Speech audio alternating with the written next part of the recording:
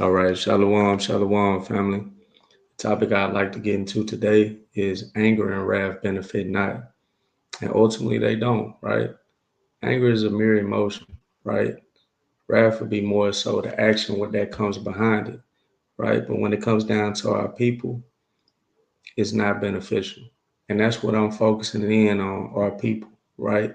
We have every right to be, anger or have anger, Salakia, towards our oppressors and all those that hate us, that we're patiently waiting for our salvation and deliverance from, right? You know what I'm saying? We have every reason to feel that way, right? But when it comes down to our people, we're taught by way of the Bible to love our people, right? Damn near at all costs, if it be at all possible, right? You know what I'm saying? This whole book is the playbook. And then the Bible shows us, not only how we should serve the Lord our God, but as well as how we should deal one with another. And these emotions, our emotions are just fickle, right? But we should, try in every aspect to be able to get on one accord, to be able to properly communicate, to be able to love our people and not, wish any harm or try to harm them in any way, aspect, shape, or form, right? So, as far as being angry, wrathful, clamorous, contentious, tit for tat, petty, malicious, all these different things, you know what I'm saying, that damn near kind of go hand in hand. We should try to abstain, if it be at all possible, from that when it comes down to our people, right? But in doing that, also not try to justify your actions by way of precepts, right? And take all accountability. Because some people do that. Well, I only got angry because you said this. So now they feel justified in it. You know, no, I took it there and I told him step in that square and get over there and let's box it out because he said this, right? Or with any of the other instances that I mentioned, that I mentioned, whether it be being clamorous, contentious, all these different things, right? And I'm not saying this from a standpoint of a individual that have never fell victim to any of these things, right? I'm not saying that. I'm not perfect in no aspect, but what we're supposed to do is meditate on the scriptures as individuals, and we're supposed to apply these things to our lives, whether we went through it or not. Because even if I've never been angry or wrathful with an individual, having these precepts, I could be able to, like they say, each one teach one. So I'll be able to be, the example rather, you know what I'm saying, to another individual. But how much more so if you're an individual that has struggled with these things your damn self, right? We ought to meditate on these scriptures, learn and grow, right? So when it comes down to anger and wrath, not just anger and wrath, any emotion that could be looked at as, that's kind of off, brother. You know what I'm saying? According to a lot of people try to lean on like scriptures like Ecclesiastes 3, right? Basically showcasing that there's a time and a place for everything, right?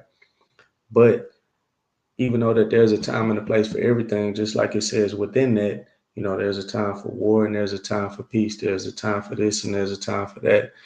Don't try to lean on that, and justify your actions of your anger by saying, hey, well, hey, it's a time and a place for everything. Right now, I guess it's just my time to be angry, right? Just deal with it, right? No, that's not how we're supposed to operate. You know what I'm saying? We're supposed to prefer one another.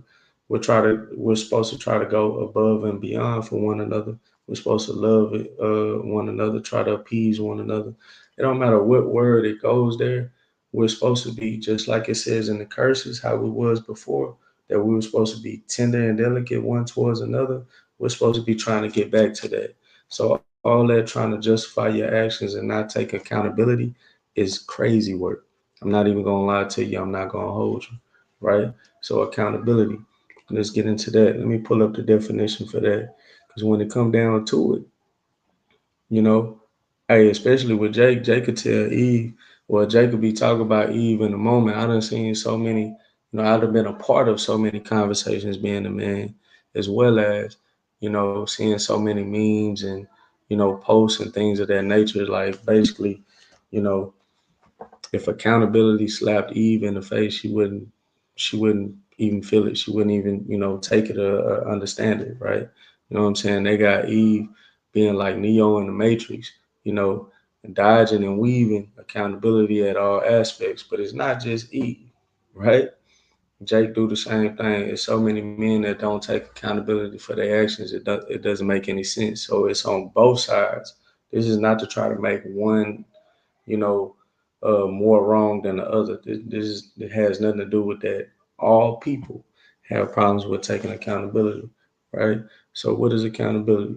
Accountability, it says, it is the quality or state of being accountable, an obligation or willingness to accept responsibility or to account for one's actions. So that's pretty plain. When it comes down to accountability, we ought to account for one's actions, right? We ought to take the responsibility. And when it comes down to it, that that that's what we should be doing, period, right? Because we're gonna have to take accountability for our actions in the latter days, in that day, judgment day when we have to stand before the Lord, right? He is gonna be weighing us by everything that we did and didn't do, rather, on the earth, right? According to our guidelines, right? Our guidelines, our morals, our principles, which lie within the Bible, right? You know what I'm saying? All his judgments, commandments, ordinances, statutes, and laws, if we live by them or not, we're going to be judged by these things and we're going to have to be held accountable. And nobody is going to be able to stand in front of you and be like, hey, well, such and such was a good individual, right? They had great intentions all through their life. Hey, Lord, don't judge them by way of some of the actions that they partook in. You know what I'm saying? They committed that adultery. You know what I'm saying? But she came on to him, or vice versa. He came on to her, right? Or they did X, Y, and Z. No, judge them by their heart, Lord. They were a good individual. You can't nobody jump in front of you and do these things, right? You got to take accountability for your own actions, but you're taking accountability for the things that you did right here on earth. And that's where it has to start. So when it's pertaining to anger and wrath and an abundance of other emotions and actions that people have, right? You're gonna have to be accountable for your actions, right? And when it comes down to this, particular topic, again, we're taught that we're supposed to love our people. We're not supposed to hold grudges one towards another. We're not necessarily supposed to hate one another. We're supposed to consider one another. We're supposed to, you know, what you call it, Salakia, prefer one another, right? So let's get into it, right? So before I get into it, I'd like to say, call Lord Yahweh by Shema Mashiach wa Malak Yahweh Shah, right? So that's all praises to the Most High by way the Most High God by way of His Son, the King, Yahweh Shah, Christ, or as the world so ignorantly calls him, Jesus, right? So gotta give credit to the Most High by way of all things. Without Him, I wouldn't have had the knowledge that I have now. You know what I'm saying? And I would be nothing, right? Like, so gotta get a credit to the Most High God. So where I like to start is I like to start, especially because what I just said, I like to start in Romans 12, right? So this is Romans 12 and verse number 9. It says, let love be without dissimulation. Abhor that which is evil, cleave to that which is good, right? So let love be without dissimulation. What does dissimulation mean? And to be honest, I'm gonna probably be grabbing, more than a handful of precepts. I mean, not precepts, definitions, so like it throughout this, because I believe that, in reading, and a lot of people want to, you know, make their way through the book, be able to gainsay that they read the book. You know what I'm saying? That a lot of things go over their head because not everybody search out every matter, right? They don't look at the definition of these words, or do comparative context, or go into the Strongs, you know what I'm saying, to try to see what these words means or go into the etymology and all these different things, right? So I believe a lot of things go over people's heads. So when it says let love be without this dissimulation, I just pulled it up. Dissimulation is the concealment of one's thoughts, feelings, or character, right? So it says let love be without dissimulation. Let love be without the concealment of one's thoughts, feelings, or character, right? This is vulnerability, right?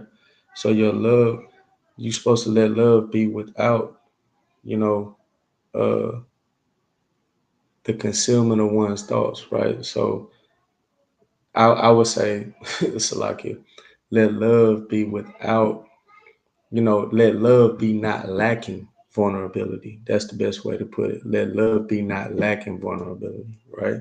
You're not supposed to lack in the concealment of your thoughts or feelings. Is not, So let's keep going. Let love be without dissimulation. Abhor that which is evil. Cleave to that which is good. Abhor just means to not deal with that. Put away with that. Refrain from that, rather. So abhor that which is evil and cleave, hold close to that which is good. Verse 10, be kindly affectionate one to another with brotherly love, right? And that's what it tells us time and time again throughout the Bible. We're supposed to showcase brotherly love. So it doesn't matter. We're supposed to, at all costs, of course, first and foremost, try to serve the Lord, but then as well as try to make sure that we're good with our brothers. You know what I'm saying? That we're considerate of our brothers or our people, rather. I'm saying brothers, but I mean our people more so. We're supposed to be considering them, preferring them, you know what I'm saying, having a deep care, tender and delicate amongst our people, right? So be kindly affectionate one to another with brotherly love and honor, preferring one another. There we go, preferring one another. Let me keep going. It says, not slothful in business, fervent in spirit, serving the Lord. So there's another one. Let me grab that real quick. Right? Fervent. What does fervent mean? Right? It said we ought to be fervent in spirit. So fervent, the first definition that pops up, it says having or displaying a passionate intensity, right? So we're supposed to be having or displaying a passionate intensity in spirit, right? And then they have another definition, archaic definition that say hot, burning, or glowing, right? So we're supposed to be on fire in spirit for the Lord, right? And it says, fervent in spirit, serving the Lord. So we're supposed to be serving the Lord to the best of our ability. This is how we ought to operate, right? What it say does for abhor that which is evil, cleave to that which is good. Let the love be without a lack of vulnerability or dissimulation, as it says, verbatim. Kindly affection one toward another and honor preferring one another. You know what I'm saying? All these things, these are the things that are pleasing, right? Pleasing in the sight of the Most High God. And this is how we ought to operate. Verse 12, rejoicing in hope, patient in tribulation, continuing instant in prayer. And of course, uh, tribulation is, your trials or, adversities that you might go through, right? So we're supposed to be patient in those times and instant in prayer, continuing in prayer, despite, you know, what you're going through or what's going on, whether you're in a time of your prosperity or you're in a time of, of all calamity and hell breaking loose. We ought to be continuous in prayer, not just for you, but for your people as well, right? Because we're trying to get the hell up out of here. We're trying to get back to our rightful, seat on the throne, to where, like, basically we're trying to get the tables to be turned to where we are head in the kingdom, right? And we're no longer at the bottom of society. Salaki.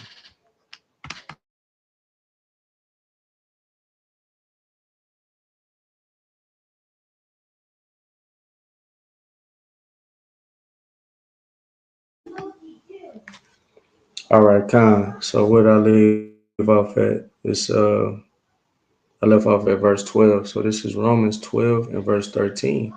Well, I finished off at verse 12. So this is Romans 12 and 13. It says, distributing to the necessity of saints, given to hospitality, right?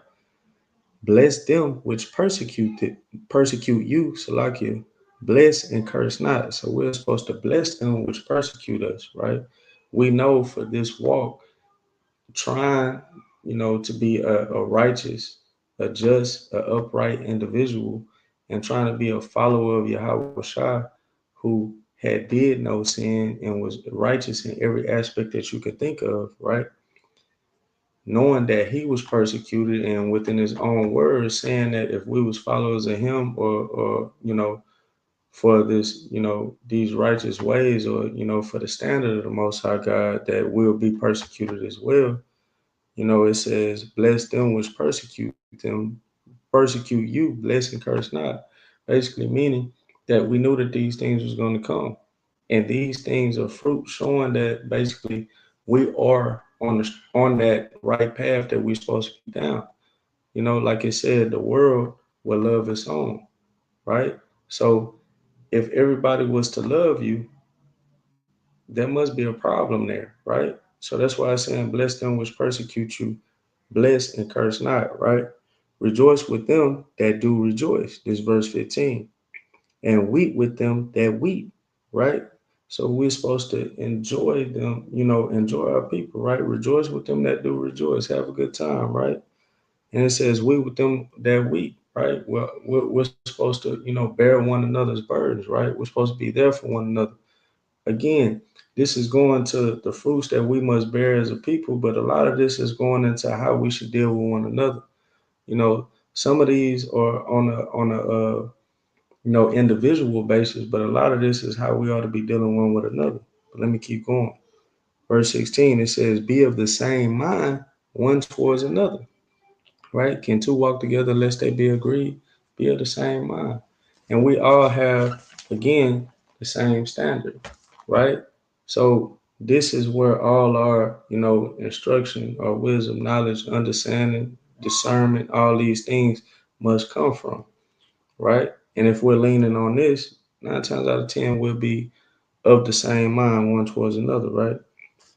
Mind not high things, but condescend to men of low estate. Be not wise in your own conceits, right? And the Bible says that time and time again, right? Proverbs 3 and 5. Be not wise in your own mind, right? Don't be wise in your own conceits. We ought to live by way of the instructions of the Most High God, right? Given forth by the prophets that have been since the world began, right? Verse 17, it says, recompense to no man evil for evil. Provide things honest in the sight of all men. If it be possible, as much as lieth in you, live peaceably with all men, right? So if it be possible, as much as lieth in you, be peaceable with all men. And it's tough from time to time. We're here and in our flesh, right? We're just flesh and bones, right? We a lot of us, are striving for that spiritual mind state, but you still be wrestling with the carnality, right? So if it be at all possible, live peaceful with all men. But in with that being said, you have to exhaust everything that the scriptures tell you to do first and foremost before you end up, I guess, for lack of better words, letting that type of spirit take hold of you, right? Like I say, if it be at all possible, live peaceful with all men. So that means it's not going to be possible to be peaceful with all men. But do you necessarily have to, hate them? You know, uh, Speaking of these that be on people, that do you have to hate them? Do you have to hold a grudge towards them? Do you have to, pray upon their downfall and all these type of things? Hey, man, we can agree to disagree. We can, separate, not really necessarily deal with one another on that type of aspect. You know what I'm saying? But nonetheless, I still got love for you. It is what it is. You know what I'm saying? Some people take this particular precepts, which is Romans 12 and 18, and feel justified in their action or their anger or their wrath, you know what I'm saying, or their contention or maliciousness one towards another individual. Just saying like, well, apparently you're not going to be able to be peaceful with all men, so it just is what it is. right? That brother is going to get what's coming to him. No, no, that's not it. But let me keep going. Verse 19, it says, Dearly beloved, avenge not yourselves, but rather give place unto wrath. For it is written, Vengeance is mine, I will repay, saith the Lord, right? So we're not supposed to avenge ourselves. Wrath and vengeance is of the Lord. He's going to do that, right? We're not supposed to be trying to take in our own hands, you know what I'm saying, the vengeance or the wrath that we feel is just due, dealing with our people, right? Or even rather, dealing with the enemy, right? It says how our enemies that hate us are going to be eradicated, right?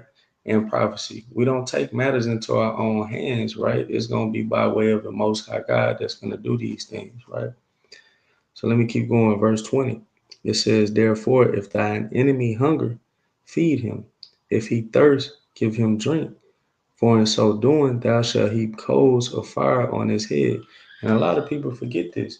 So if there's a person that you can't live peaceably with, with as much as life, which with as much as life in you, right? Then you are still supposed to, you know, see to that individual, right? It says, therefore, if thine enemy hunger, feed him. These are enemies of your own people. If he thirst, give him drink, right?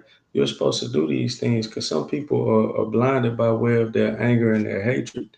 That's why I say, for in so doing so, you shall heap coals of fire on his head, because it's like they want you to feed into the BS. They want you to, be driven to that same type of place that they at, so y'all can get it in.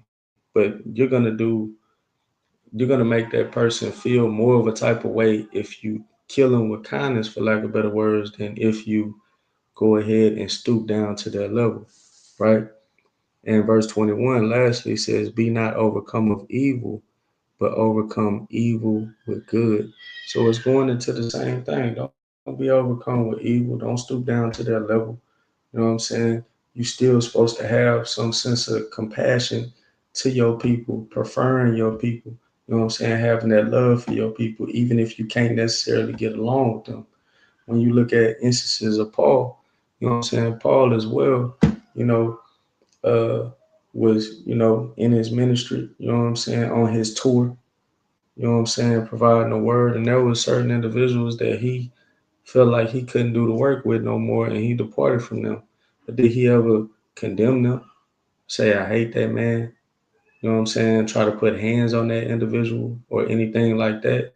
You know what I'm saying? Was so overcome in his wrath and anger that, something unspeakable, unfolded. No, right? There's no account of that nowhere in this Bible. So I'm not going to add or take away from the scripture. I'm just saying, you know what I'm saying? That is a real thing. And we know how we ought to treat our people, but sometimes we just get so caught up in the flesh, you know what I'm saying, in our anger, you know what I'm saying, or our anger brings forth wrath to now we're ready to, now we become a brawler. Now we're ready to just throw hands, let them fly. Or, some individuals take it even further, right? Especially the ones that don't have this wisdom, knowledge, and understanding of what the scriptures say, right? We know that we as a people automatically, by way of the curse, have an evil eye one towards another. So it can go to, let your imagination take you to the utmost darkness of where it can go. We see these things day and day. You know what I'm saying? Whether it be the news, social media, or whatever the case may be. So we know how it can get, but there is no justification or anything for that. We ought to take accountability for our actions. We ought to know how we must treat our people and how we must move when it comes concerning our people, right? We grab something else. Go to the book of Luke. This is Luke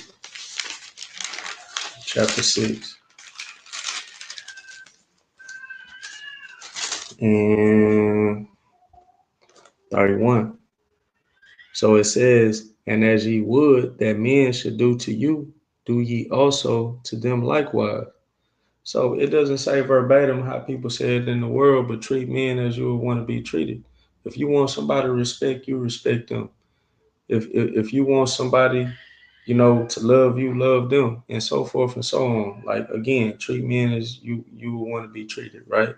And it's not just men, it's our people. Treat your people as you would want to be treated, right? Let me go ahead. Verse 32, it says, "For if ye love them which love you, what thank have ye? For sinners also love those that love them," right? Sinners love them that love them. So what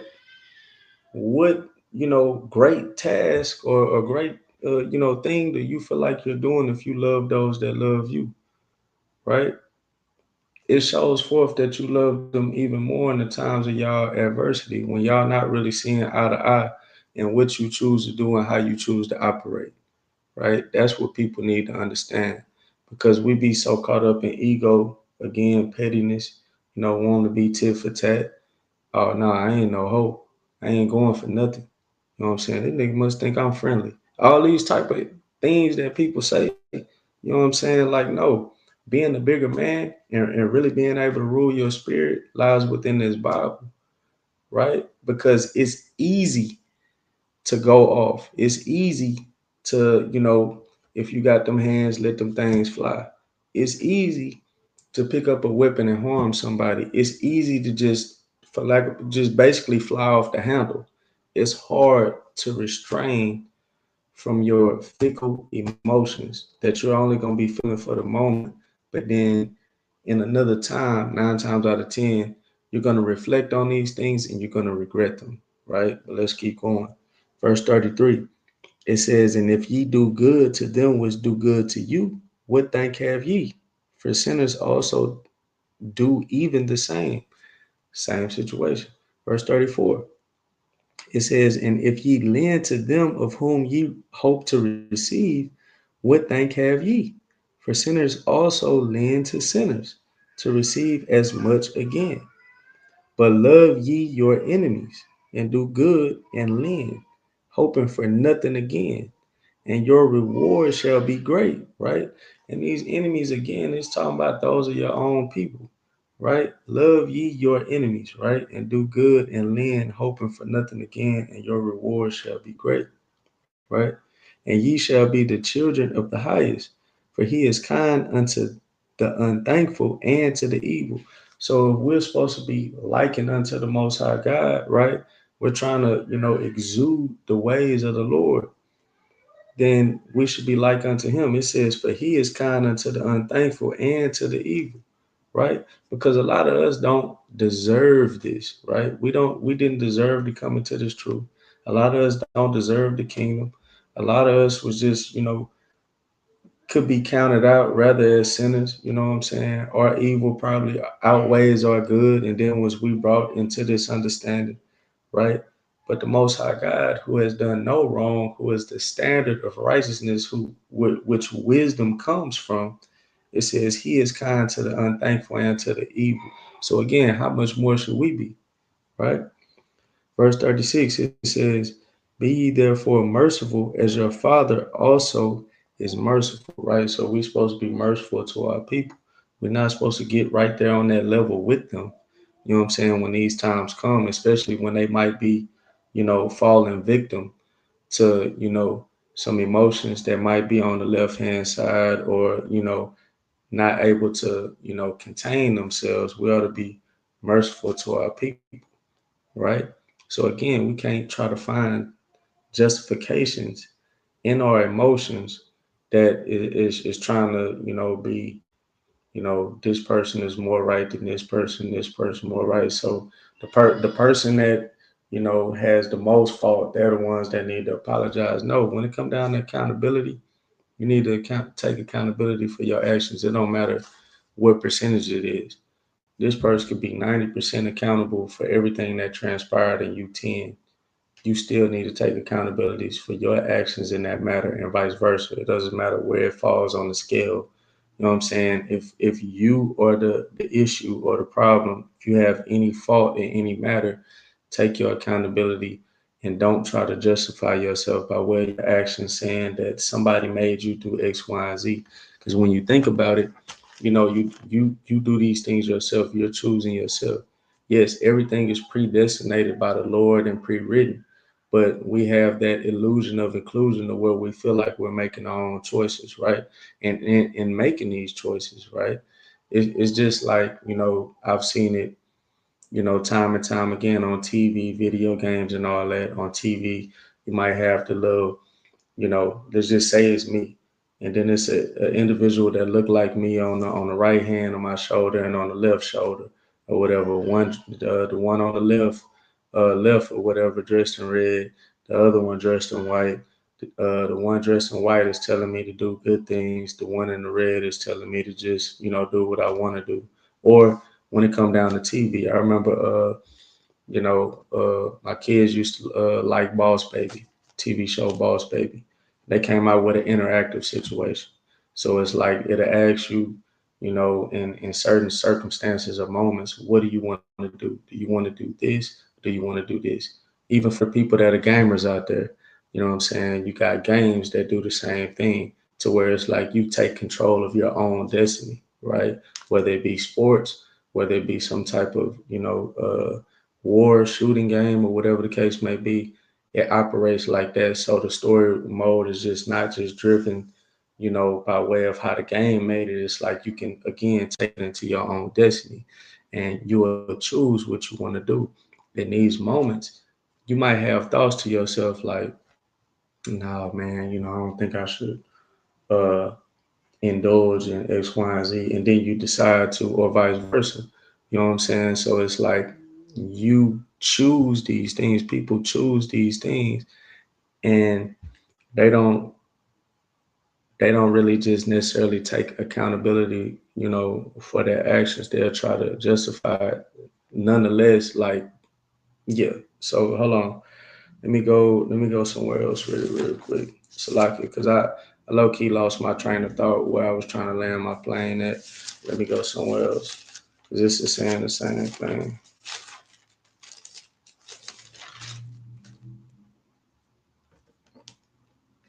Matthew. Hold on. Salakia.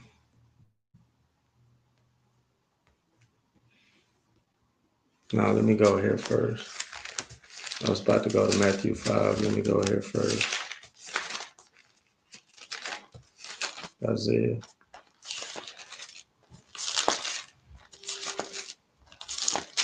Before I get too far into it, I wanted to bring this out real quick, right?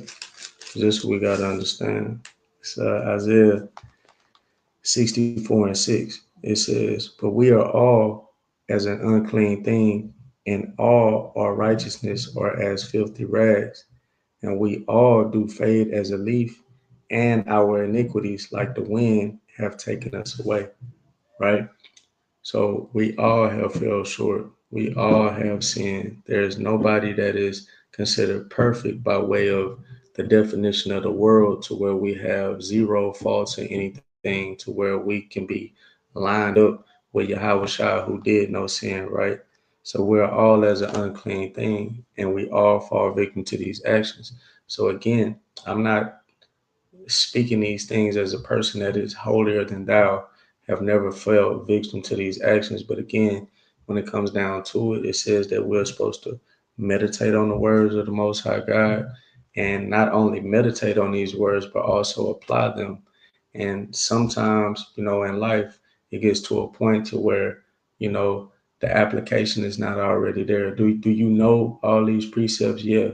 But when the time presents itself, you're in your own way or in your own folly to where you're being led by your emotions or whatnot.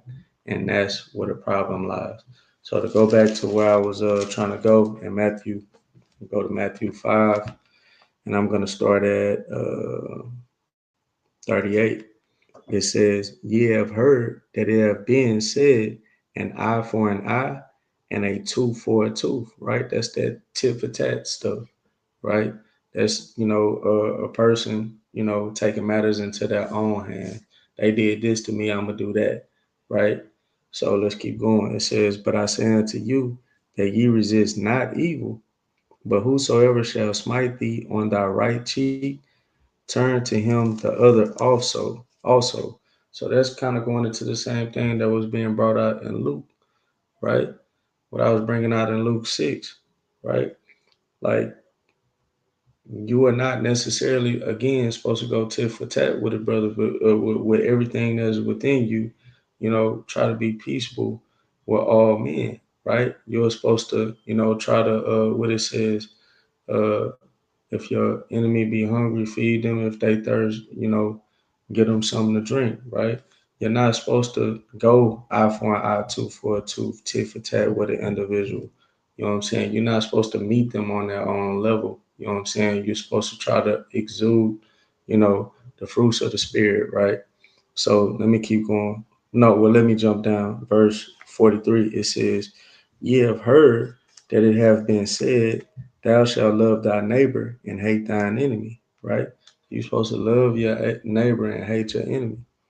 It says, But I say unto you, love your enemies, bless them that curse you, do good to them that hate you, and pray for them which despitefully use you and persecute you. Going into the same things that it was being said in Romans 12, right? But right here, when it says, Thou shalt love thy neighbor and hate thine enemy, right?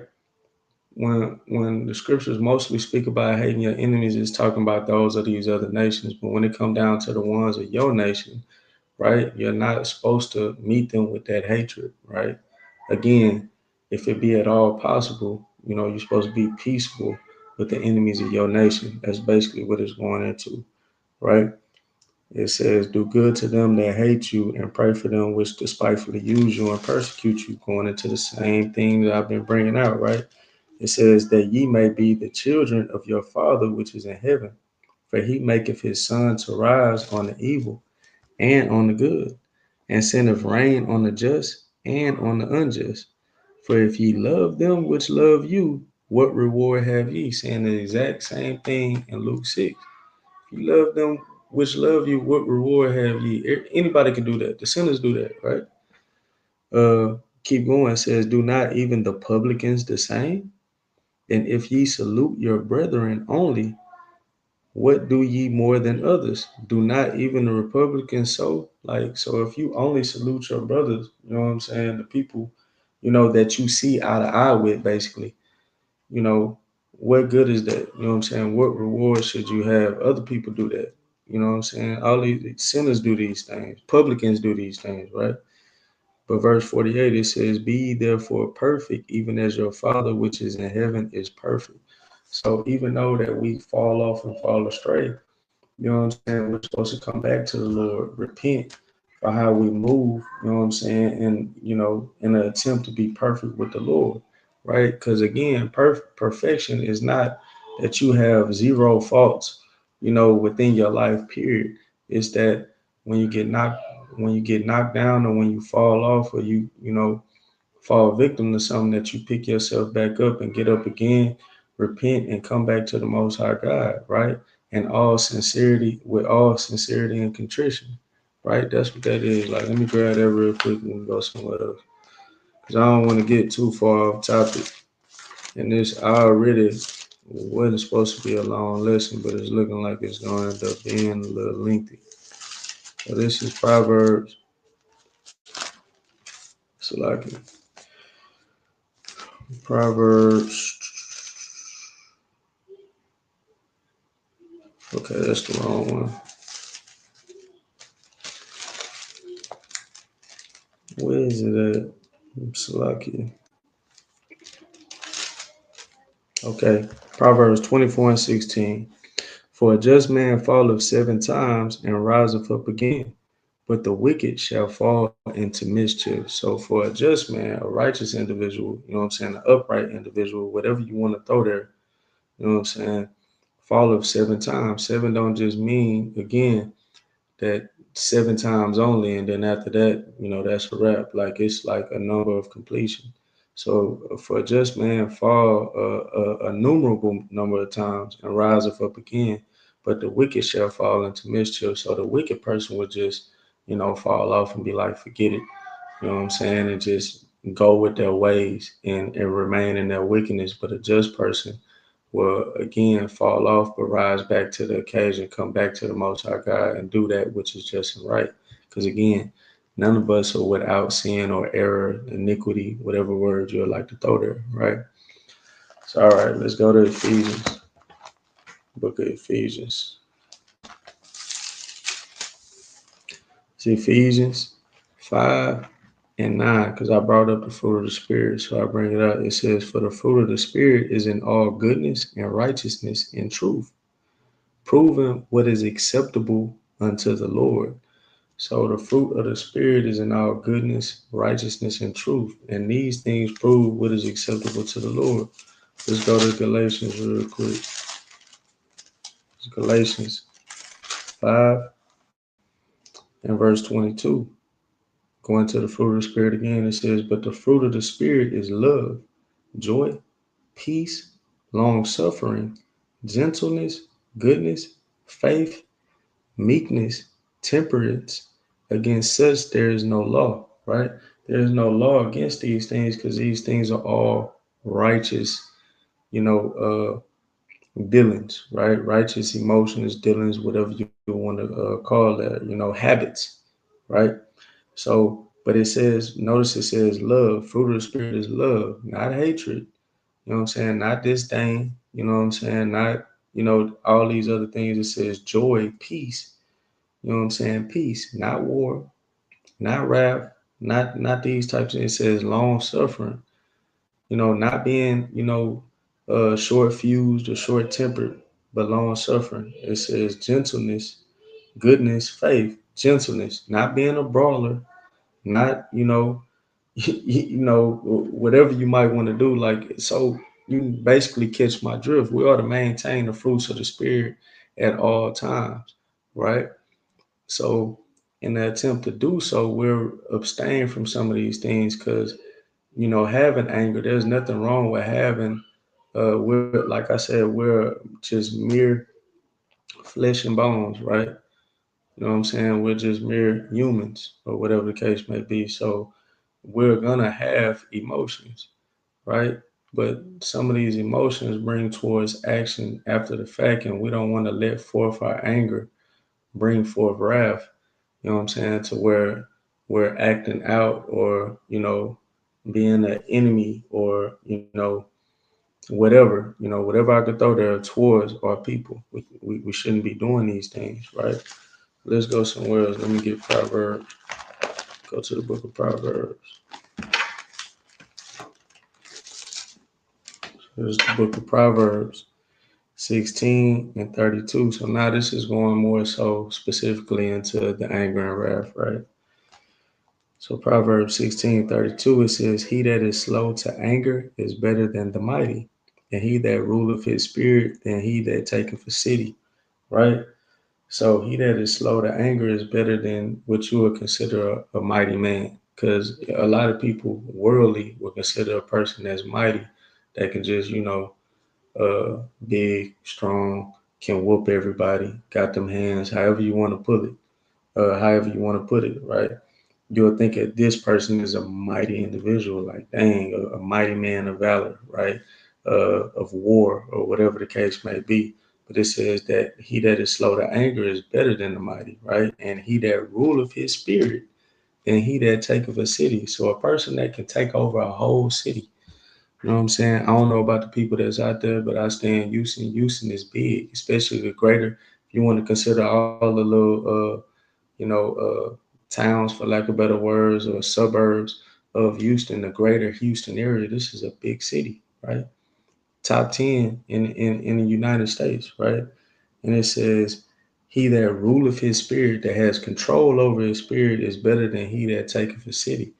You got to let that settle, right? We ought to be patient, long suffering, and know how to deal with our people, right? We can't just fly off the handle, right? Let me get something else.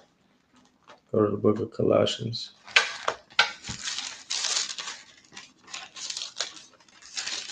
It's Colossians 3 and verse 8. It says, "But now ye also put off all these." So these are things that we're supposed to put away and not deal with, right? It says anger, wrath. That's crazy. The first two is what we're dealing with. We're supposed to put these things away, right? Anger, wrath, malice, I spoke on that. Blasphemy, filthy communication out of your mouth. And especially when you're in a state of anger, or when you're, in wrath, lashing out on somebody, you know, uh, malice, to where you have an evil intention.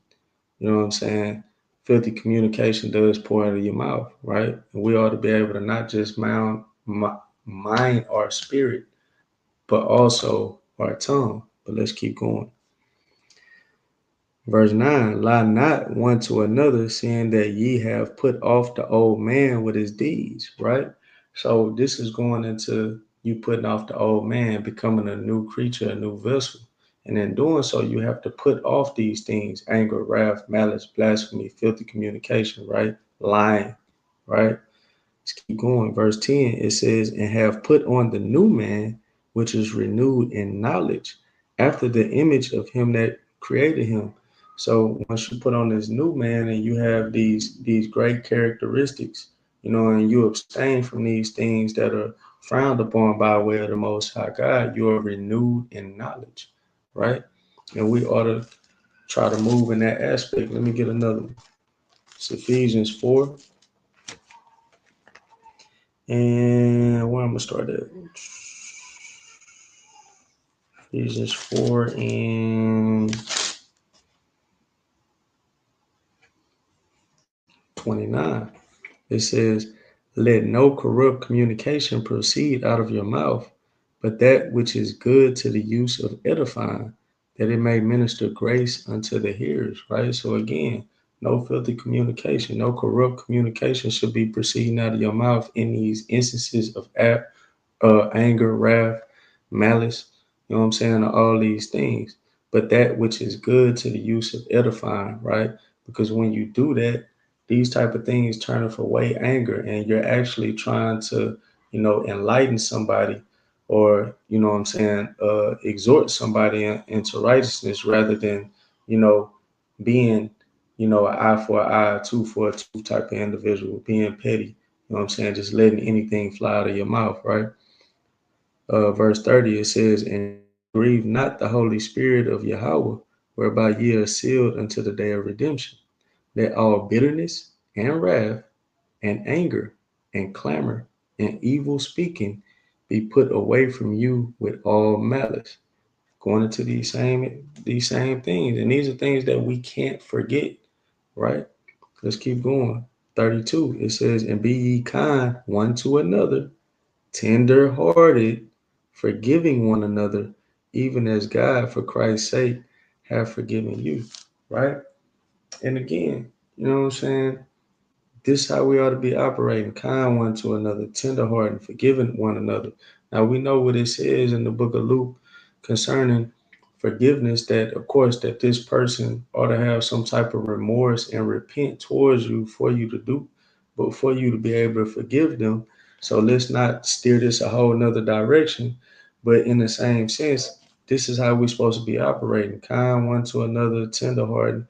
We're supposed to be forgiving one another. We're supposed to love one another. We're not supposed to have corrupt speech one towards another, but it's supposed to be used for edifying. No clamors, no contentiousness, no maliciousness, no anger, none of this. This is how we ought to deal with one another. And it's plain, and it says it time and time again throughout the Bible, right? Let me grab another one. Like I said, a lot of us know a lot of these precepts already, but when it comes down to these instances, we fall victim to the flesh and fall right into it. And then also, because we feel justified, we don't, when we are repenting to the Lord, or coming to Him for, our shortcomings, our wrongdoings, our iniquities and sins, what I'm saying? These things are not mentioned because you feel justified. But how can you feel justified when the Bible speaks against these things? All these things must be brought up, right? Not only should you be trying to, make it right with your brother, but you also should be acknowledging these things to the Most High God, right? So this is James 1 and 19. It says, wherefore, my beloved brethren, let every man be swift to hear, slow to speak, slow to wrath, For the wrath of a man worketh not the righteousness of God. So the wrath of men worketh not the righteousness of God. And that's not just a man as far as the gender, it's mankind. The wrath of an individual works not the righteousness of God, right? But it says that we're supposed to be swift to hear, slow to speak, and slow to wrath. So in any situation, we are supposed to, like, if we're supposed to get the if we're trying to get the full understanding and properly communicate one with another, you know what I'm saying, and try to get on the same playing field, we can't, judge before we have heard the whole matter of anything. And that's just period. All the way from the beginning. This whole book's completely cohesive. You can't judge a matter before you heard the matter. That's why you ought to be slow to speak, and then it say swift to hear. That's one and the same.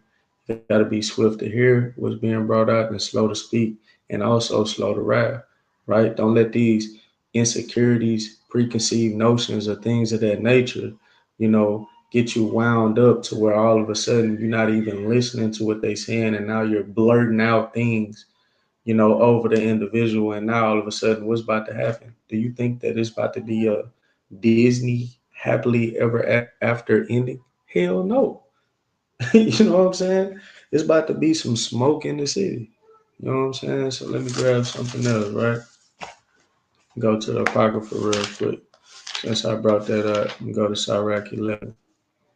So Sirach 11 and 7, it says, blame not before thou hast examined the truth. Understand first and then rebuke. Going to the same thing. You got to be slow to speak, swift to hear. You know what I'm saying? Understand first and then rebuke. You can't, have this preconceived notion of an individual and, start to anticipate what they're going to say and interject and cut them off before you heard the whole matter. And then you're trying to rebuke them or reprove them in the midst, and you don't even know what they're going to say. You don't know where they're going. That's madness, right? Verse 8, answer not before thou hast heard the cause, neither interrupt men in the midst of their talk. Strive not in the matter that concerneth thee not, and sit not in judgment with sinners, right? So back to verse 8, I read too far. It says, answer not before thou hast heard the cause. So don't try to give forth answers and you haven't heard the whole matter of what's going on to be able to properly respond to what's being brought out, right? And neither interrupt in the midst of people in the midst of that talk, men in the midst of that talk is what it says. So, but yeah, again, slow to speak, swift to hear. That's how it ought to be. And these type of things will drive away anger and wrath of an individual, right? Let's go somewhere else. Go back to the book of Proverbs.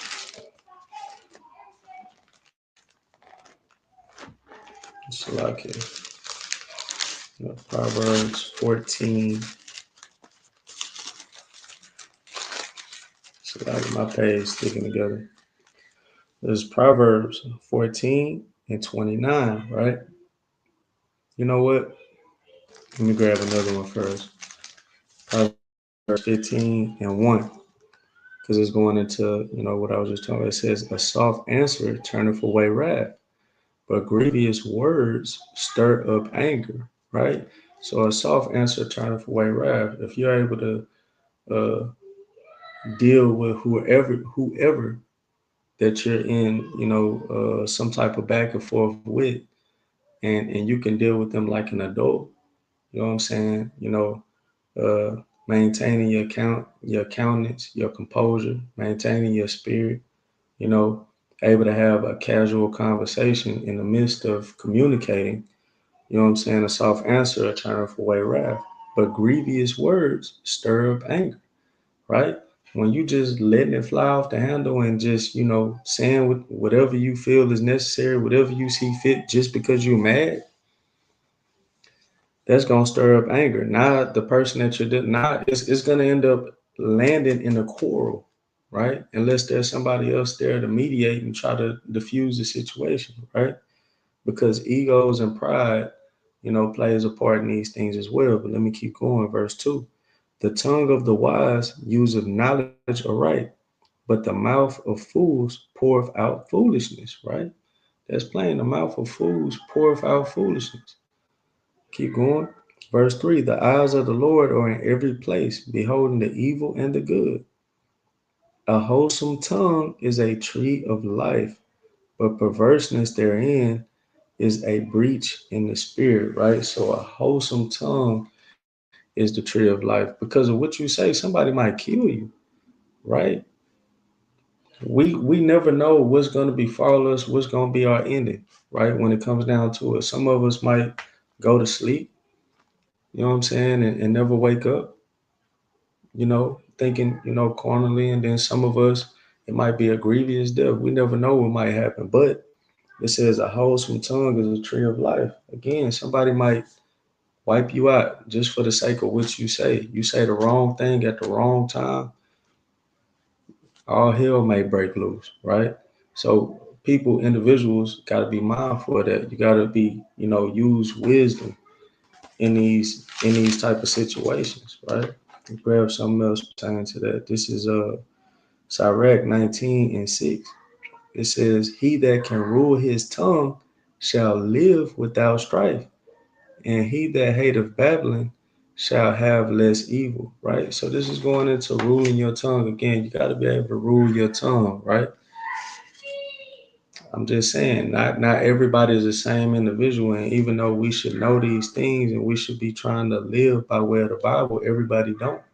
Everybody doesn't have the same patience, the same long suffering, the same type of mindset, attitude, or what have you, right? So you got to be mindful of these things and treat people the way you'll want to be treated. You know what I'm saying? Don't just fly off the handle. If you would expect a person again to respect you and not to talk to you crazy, don't talk to nobody crazy. And when I read that earlier, that was red letter, right? That wasn't my words. That was Yahweh Shai words, right? That's how we ought to move. Let me grab something else. Let me go back to the Sirach 14:29. It says, "He that is slow to wrath is of great understanding, but he that is hasty of spirit exalteth folly." Right? If you hasty in the spirit, you exalt folly. That's madness. You shouldn't be moving like that. You need to be slow to wrath, and that's showing forth that you have great understanding, right? And again, everybody doesn't possess this, but that doesn't mean that you're supposed to lean on it and try to justify it and like, I'm just not built like that. And, this is the way I am. This is who I am. Oh, that brother, he just moves like that. Such and such. That's just how he is. We just got to no, they need to be trying to work towards that to be a better individual. And a lot of people don't try to work towards being a better individual. They might in some aspects, but in other aspects, they pacify themselves, you know, trying not to put themselves in certain situations because they feel like, oh, I'm going to fly off the handle. Well, hey, let me put it like this. What we say this time and time again when it comes down to it that, you're not going to, ask the Lord for patience or long suffering, or that you're less angry in X, Y, and Z, and that he's gonna operate like a genie, and you rub the lamp, and you say this, and then all of a sudden now, with the snap of my fingers, now you're gonna be patient, now you're gonna be long suffering, now, or you're not gonna be angry anymore, or you're gonna know how to handle your anger. That's not the case. Could the Lord do that? Yes, the Lord could do anything. He could do all things. But the Lord is going to give you an opportunity to prove yourself. So if you're abstaining from opportunities to improve yourself, how the hell are you going to improve? Because I don't care if it's been 2 months, 3 months, 4 months, 5 months, no matter how long it takes, right? Once it presents itself again, you're going to show forth 9 times out of 10 that you're the same person because all you've been doing is abstaining from it. You haven't been able to show forth the fruits that you need to exude for you to, prove your change, right? Maybe, maybe not. But 9 times out of 10, like I said, if you're abstaining from it, you're not improving. You got to show forth your improvement. If my if I'm playing basketball and I drive to the right and I'm cold with the right hand, but once you push me left, you know what I'm saying, I'm out of there. But when I get on the court, even though I know I need to improve on this, I never go to the left. I just abstain from the left and just try to work them to the right. Did I improve in my left? So now, if the defense, is trapping me and forcing me to the left, and now I got no choice, what I'm gonna do? 9 times out of 10, I'm gonna pick up the ball, right? I'm gonna lose my dribble. Something is gonna happen because I didn't work towards that. I didn't improve. And that's what people gotta understand. Stop trying to abstain from certain things and be like, if I just stop doing this, or if I just stop operating like this, then I'll be good. No, you gotta work towards these things. When you're put in these situations, you got to actually do the work, basically, for lack of better words, not just drag that out, right? So let me go somewhere else. Let me go to back to the book of Sirach. Like I say, when it comes down to these things, this is all wisdom, right? Sure, there are accounts on there, but within Sirach and Proverbs, there's so many proverbs, Salakia. I said proverb. So many precepts. Again, brain for dealing with anger, wrath, and so many other common things in life, right? So let me get this. This is Sirach 7 and verse. I don't think that's what I want.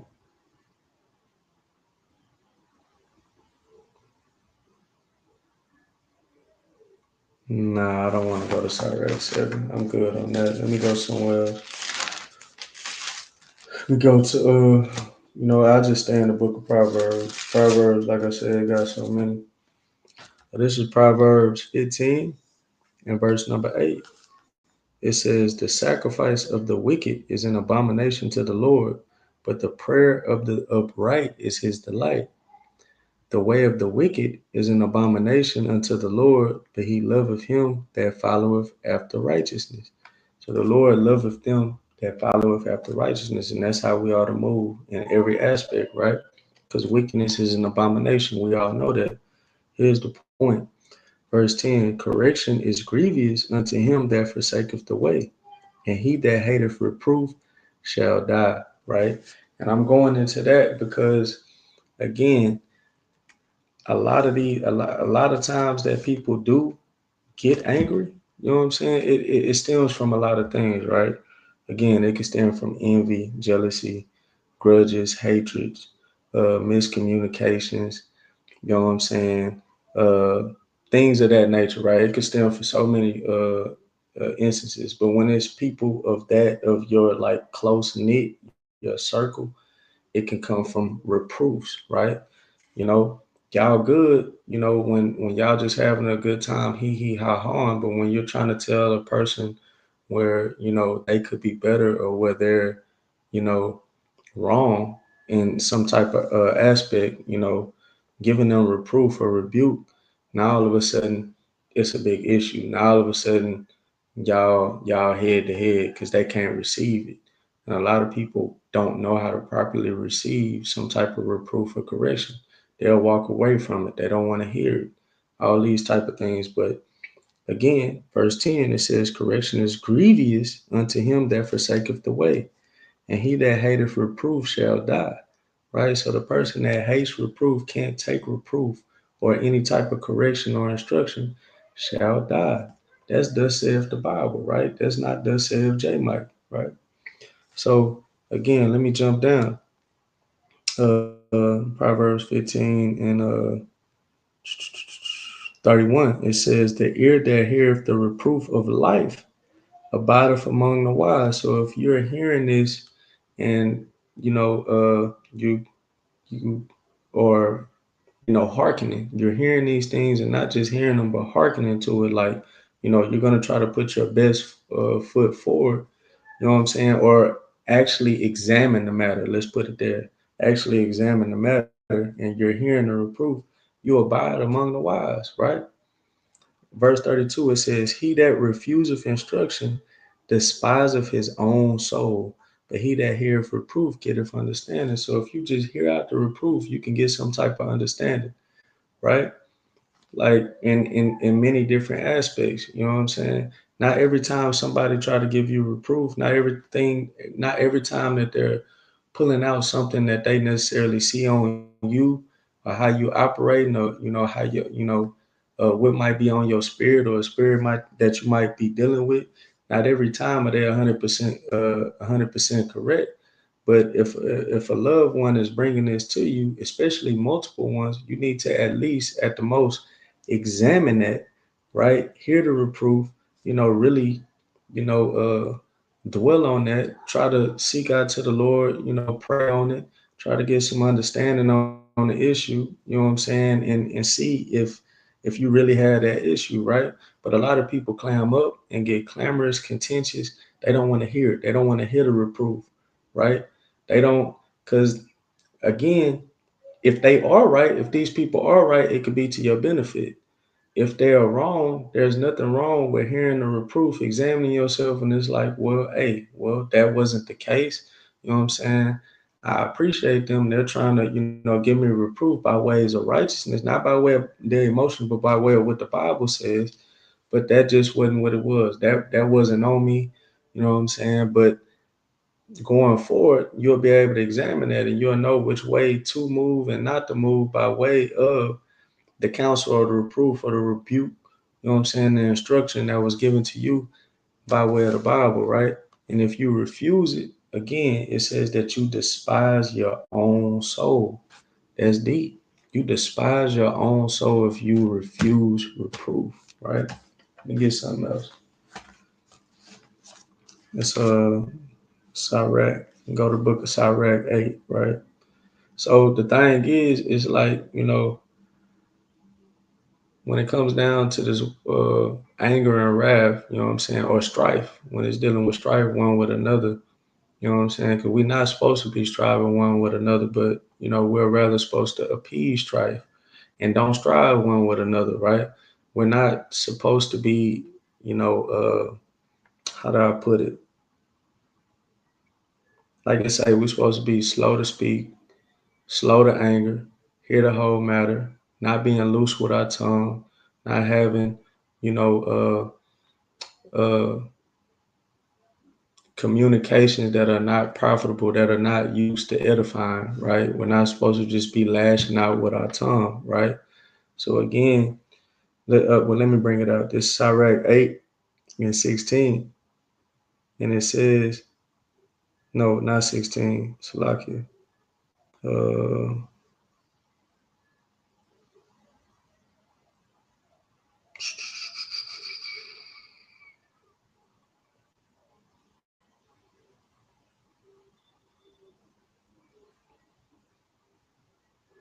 uh, where is it at? Oh, Salakia. I'm in Sirach 9. So yeah, Sirach 8 and 16, Salakia, it says, strive not with an angry man, and go not with him into a solitary place. For blood is as nothing in his sight, and where there is no help, he will overthrow thee. So strive not with the angry man, right? We're not supposed to be striving one with another. And it says, go not with him into a solitary place.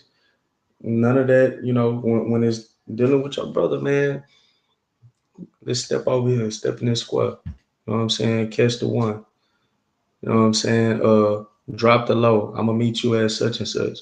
All that type of stuff. No, we not supposed to be moving like that. You're not supposed to be striving with a person that is already showing forth their anger, let alone going with them to a solitary place. Nothing good is gonna come from that, right?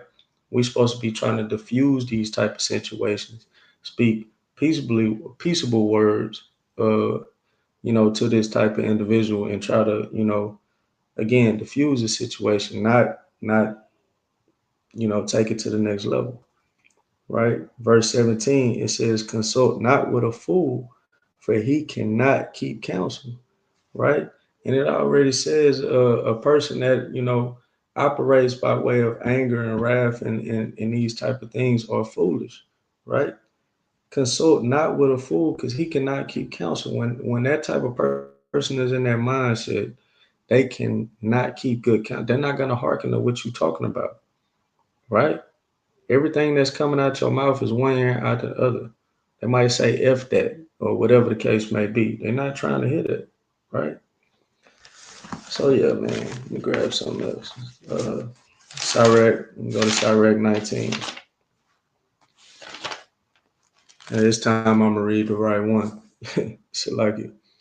Sirach 19 and 16. It says, "There is one that slippeth in his speech, but not from his heart. And who is thee hath not offended with his tongue." So again, taking complete accountability. Who is he that have not offended with his tongue? Everybody done said some stuff that they shouldn't have said. There is a part that everybody has slipped with their tongue before, right? But not from the heart, right? You might have known what you meant, you know what I'm saying, or what you meant to say, but sometimes, a person just say the first thing come to mind, and they could have put it in a better way that is able to be better digested, right? Verse 17, it says, "Admonish thy neighbor before thou threaten him, and not being angry give place to the law of the Most High." So we're supposed to admonish our neighbor, not threaten them. Now it doesn't say, it doesn't mean admonish them first, and then if they don't take the admonishment, then threaten them. No, admonish thy neighbor before thou threaten them, right? That means that's supposed to be your preference, is to admonish them, not to just go straight to, you know, threatening the individual and trying to, bring forth wrath, right? And it says, "And not being angry, give place to the law of the Most High God," right? Because what are we required to do? We're required to love one another, right? And love doesn't look like anger, wrath, malice, and all these other things, right? You grab some, go back to the book of Galatians. Like I say, these are common things that we all know. We've been brought up on how to treat one another without the scriptures. And, we see these things as well within the scriptures. But because of our emotions or because of our flesh, we tend to neglect these things, right? And that is not okay. That is not okay. This is Galatians 5 and 14. Now I'm gonna start at 13. It says, "For brethren, ye have been called unto liberty. Only use not liberty for an occasion to the flesh, but by love serve one another." Now that pretty much cut. "Use not liberty for occasion of the flesh, but by love serve one another." We're supposed to be serving one another by way of love, not by our emotions, how we feel fit. You know what I'm saying? Not trying to justify our actions. You know what I'm saying? Abstaining from accountability and all this because I feel like thus and so, this how it should go. Hell no, right? It says, "But by love serve one another." Verse 14, "For all the law is fulfilled in one word, even in this, thou shalt love thy neighbor as thyself." So when we go back over here to Sirach 19 and what was that, 17, it says, "And not being angry, give place to the law of the Most High God." We are commanded to love one another, right? We're commanded to love one another, and that's plain, right? We should love thy neighbor as thyself. All right, let me grab another one real quick. 1 John 4. It's 1 John 4 and 20. It says, "If a man say, I love God, and hateth his brother, he is a liar. For he that loveth not his brother whom he hath seen, how can he love God whom he hath not seen? And this commandment have we from him, that he who loveth God love his brother also." This is a commandment. We're supposed to love our people. But it's not showing forth that you love them, because we always bring out love as an action word. We shouldn't just be saying that we love somebody and professing it with our lips, and then backdoor when it's time to show forth love or time to exhort one another, time to uplift one another, whatever you want to throw there. You know what I'm saying? We get in our emotions. You know what I'm saying? Us as men might get effeminate. You know what I'm saying? And start showing forth anger, wrath, maliciousness, contentiousness, clamorousness, whatever. If those are even words, but nonetheless, I'm talking about with the ness at the end, but nonetheless, y'all catch my drift. Y'all picking up what I'm putting down. We shouldn't be moving like that one with another. We should be, again, peaceful with one another, doing everything that is necessary, to show forth we love one another, preferring one another in every which way. You know what I'm saying? So I only got a few more real quick. Let me grab these few. That's gonna be it.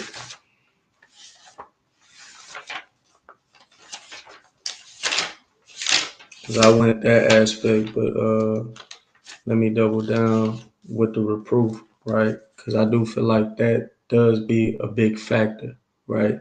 It's easy for us to show forth we love one another once we all on the same page. But once a person starts pointing out your faults, now all of a sudden you blow up. You ain't trying to hear that, right? So Sirach 20 from the top, it says, there is a reproof that is not comely. Again, some man holdeth his tongue and he is wise, right? So there is a reproof that is not comely. There are some reproofs that you're going to bring out to an individual that they're not going to be feeling, right? It says, again, some man holdeth his tongue and he is wise. So in some cases, maybe that might not be the time or the place to bring this situation out, right?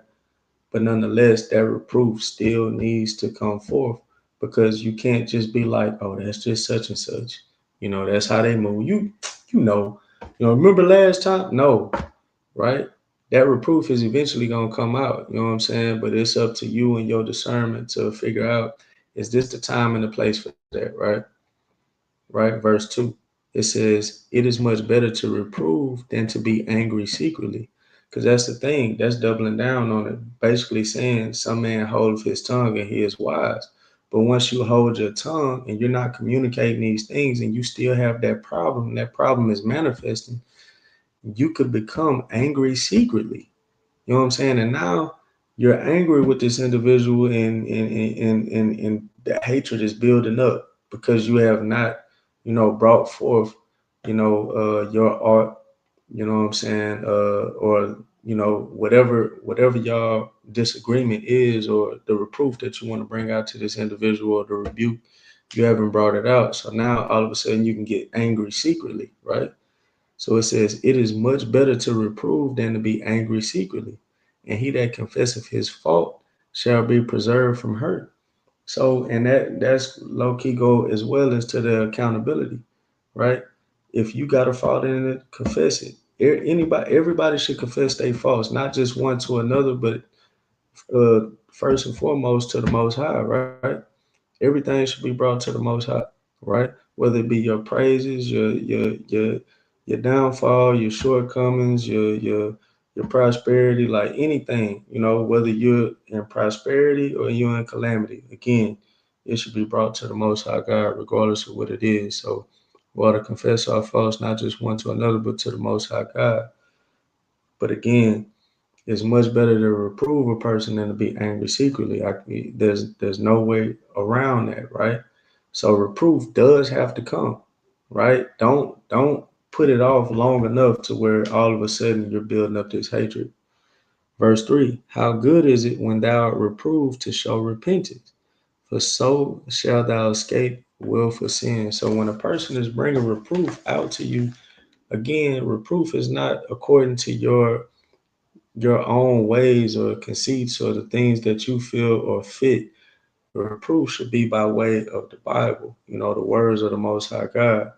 And if somebody is trying to reprove you, and basically you're going off, you're in error if they're trying to reprove you for your ways. So if you keep down that path, what's going to come? Willful sin, because you're being made to acknowledge of your actions. And most people that done got this far into the Bible, that even know anything about Sirach, let's just say, you know what I'm saying? You know the Bible, you done heard this before, right? We're trying to reiterate, bring this out to you. You're going into willful sin. If you know better, you'll do better, right? So How good is it when thou art reproved to show repentance? You're supposed to repent. You're supposed to confess your faults. You're supposed to acknowledge your actions, acknowledge your ways, examine yourself. I don't know how many different ways I could say that, but reproof should not, bring forth anger and wrath. You should be able to examine these things, right? Again, a person that despises reproof despises their own soul. Do you want the kingdom or not? So if somebody is bringing forth reproof to you, you should be able to at least be in your ear and hear it out and not get in your feelings, start huffing and puffing. You know what I'm saying? Showing forth your countenance. You know what I'm saying? Because what does it say? Let me grab that real quick. Sirach 19 and 29. A man may be known by his look, and once and one that have understanding by his countenance when thou meetest him. So yeah, like man to be known by his look, not huffing and puffing and doing all this extra. Like, bro, lend your ear, hear the reproof, examine yourself, do what's necessary, right? Do what's necessary to prove that, you are trying to be well pleasing to the Most High God, right? That you have the fear of the Most High God, that you're trying to do everything imaginable to make sure that, you know, y'all two are walking hand in hand and side by side, that y'all may be agreed, right? For lack of better words, right? Let me grab something else.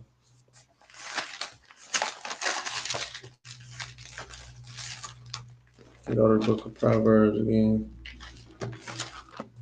It's Proverbs 6, and I'm gonna start at verse 20. So lucky. All right, here we go. It say, my son, keep thy father's commandment and forsake not the law of thy mother. Bind them continually upon thine heart and tie them about thy neck. When thou goest, it shall lead thee. When thou sleepest, it shall keep thee. And when thou awakest, it shall talk with thee. For the commandment is a lamp, and the law is light, and reproofs of instruction are the way of life, right? Reproofs of instructions are the way of life, right? So we're supposed to keep the law, statutes, and commandments of the Most High God, right? Not forsake them, bind them continually upon our heart, right? And tie them about thy neck, not physically. You're not going to have a piece of paper with the law, statutes, and commandments, around your neck, right? And then, you get some open heart surgery, you know what I'm saying? And you take the same paper, you done got a copy, and then now you get, a rubber band and have the doctor to tie it around your heart, right? This is spiritually, right? But we're supposed to be spiritually, sound and keeping the law, statutes, and commandments of the Most High God. You know what I'm saying? And it shall lead us no matter what state that we're in, whether we're asleep, whether we're awake, you know what I'm saying? Whether we, going to and fro, no matter what instance, we ought to be moving like this, right? Because the commandment is a lamp, the law is light, and reproofs of instruction, the point, is a way of life. So there are going to come reproofs. It might be by way of your brothers and sisters, right? It might be by way of the congregation. It might be by, when you're reading this Bible, sometimes you read the Bible cuts you, right? To where you've been reproved or rebuked by way of the words of the Most High God, to where it's like, dang, I need to get myself together. But regardless, these reproofs are going to come, and individuals need to acknowledge that, right? So we'll grab another one. Two more. This is Sirach 27 and verse 30. It says, malice and wrath, even these are abominations, and the sinful man shall have them both, right? So malice and wrath, you having this evil intention, right? Or just being a wrathful individual, enraged, right? Trying to, go forth, get your own, recompense or whatever the case may be. These things are abominations. These are abominable for the Most High God. What the Most High God said about abominations, he hates abominations, just like it's in Sirach 15, right? 15 and 13, right? So malice and wrath, even these are abominations, and the sinful man shall have them both, right? So if these two traits are on your spirit or attached to you, your name, to when individuals think of you, they think about maliciousness and wrath and anger and all these other things. It's like they're abominable. You will be considered as a sinful man if you have these things attached to you. You know what I'm saying? Your name is everything. And that's just not me saying forth that. It also says it in the Bible, but because I've already went for a lengthy time, I'm gonna just let that pass. I'm not gonna bring out that precept. So lastly, this is the last one. Sirach 1 and verse number 20. It says the root of wisdom is to fear the Lord, and the branches thereof are long life. So the root of wisdom is to fear the Lord, right?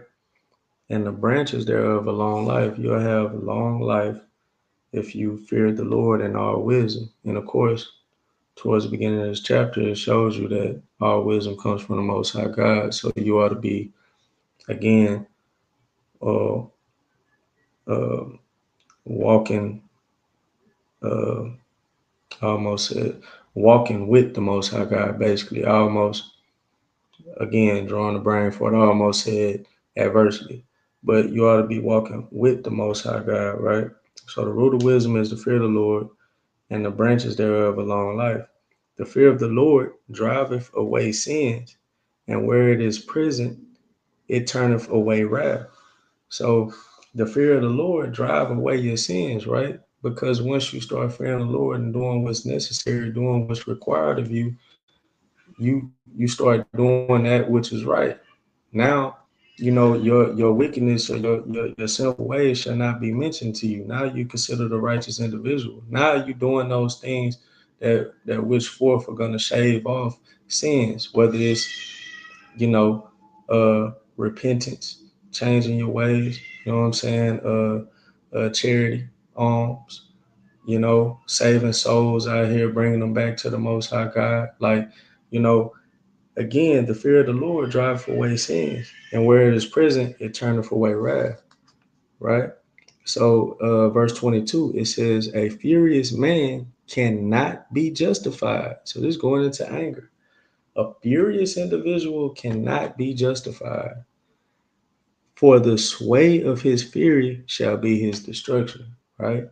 And that's what individuals that's operating in anger and wrath got to understand. Anger and wrath benefit not, right? A furious man cannot be justified because you're going to go by way of your fury and not by way of sound judgment.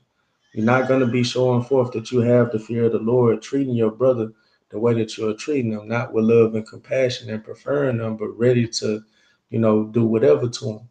You know what I'm saying? And again, the sway of his fury shall be his destruction. So because of your fury, your wrath, that'll end up being your destruction. As it just said, wrath and maliciousness is abominable, right? And you're showing forth these things when you're trying to get at your brother. You got evil intents towards your brother or your people, rather, not just your brother, just to drive it all home.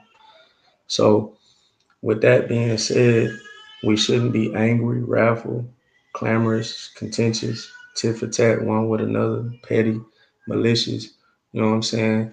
So, in our heads, dealing with, insecurities and preconceived notions of how people might, view you or how you view others and all those other things, right? Our mind should be filled with sound things, right? And we should be meditating on this book of the Most High God, right? Keeping the law, statutes, and commandments, putting away all those things of the old man and putting on these fruits of the spirit and doing that which is just and right, holy, upright, what so have you, right? So again, anger and wrath benefit us not.